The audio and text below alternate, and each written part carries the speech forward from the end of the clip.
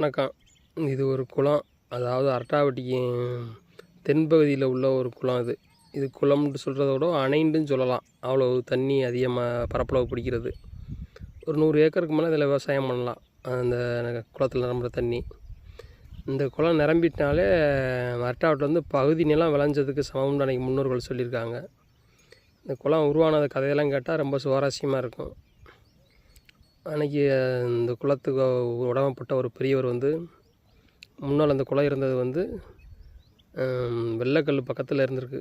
அன்றைக்கி தண்ணி வந்து நிரம்பி வந்து உடச்சிட்டு போயிருமா. திரும்பி வந்து அரண்மனையாற்ற வந்து அழுதுகிட்டு இருக்கும்போது அப்புறம் அரண்மனையாற்ற போய் இது மாதிரி அரசங்கிட்ட போய் ஏதாச்சும் ஒரு உதவி கேட்கலாம்னு போய் கேட்கணும்னு நினச்சிக்கிட்டு போகும்போது அங்கெல்லாம் ஒரு குதிரை, அதுக்கு அடங்காத குதிரையாம், திருமலை நாயக்கர் குதிரைண்டுவாங்க. அந்த குதிரையை பிடிச்சிட்டு வந்து இரவோட இரவா வைத்தமலை அடிவாரத்தில் போய் கட்டி வச்சுட்டு திரும்பி அந்த இடத்துக்கு போயிருக்காப்புல. அங்கே போனால் அரசன் குதிரையை காணா, பிடிச்சி தரவங்களுக்கு வேண்டியது கிடைக்கும் அப்படின்ட்டு ஒரு இது அறிவிச்சிருக்காப்புல. திருப்பி அந்த குதிரையோட கடிவாளத்தை காமிச்சு குதிரையை கொடுத்து, உனக்கு என்னப்பா வேணும், இந்த கம்மாயை வந்து எனக்கு உருவாக்கி கொடுங்க, எனக்கு தண்ணி பிரச்சனையாக இருக்குது அப்படின்னும்போது இந்த காமன் குளம் கம்மாயை உருவாக்கிடுறான். அவள் தான் காமன் குளம்னு அந்த குளத்துக்கு பேர் வந்துச்சு. இந்த குளத்தில் வந்து தண்ணி வந்து பியூர் வாட்ரு. அது நல்லா தண்ணி குடிக்கலாம், அவ்வளோ சுவையாக இருக்கும். 2 மலைக்கு நடுவில் இருக்குது, ஒரு டேம் மாதிரி இருக்கும். ரெண்டாவது வந்து பெரியார், முல்லை பெரியார் தண்ணியெலாம் எங்களுக்கு தேவையில்ல. இந்த கம்மா தண்ணி நிரம்பினாலே போதும். ஆற்று தண்ணி இல்லாமல் இருந்தாலும் விளைஞ்சிரும். 2-3 மழை விழுந்தாவே போதும், இந்த கம்மா வந்து விளைஞ்சிரும். ரெண்டாவது பக்கத்தில் வந்து நிரம்பிடுச்சுன்னா இருக்க கிணறு, போர்வெல் எல்லாமே வந்து தண்ணி, நிலத்தடி நீர் வந்து ஏறிக்கிறோம்.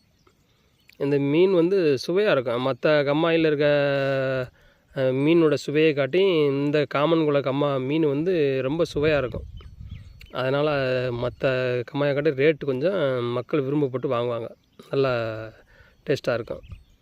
இது பக்கத்தில் அந்த கம்மாயிலேருந்து தண்ணி டேரெக்டாக அடுத்த ஊருக்கு போயிடாது. அடுத்தடுத்து சின்ன சின்ன இளமாத்தான் ஊரணி, இப்படி சின்ன சின்ன ஊரணியை அது மாதிரி தேங்கி தான் அடுத்த வெளியில் எங்கள் ஊரை விட்டு அந்த தண்ணி எளிதில் வெளியில் போயிடாது.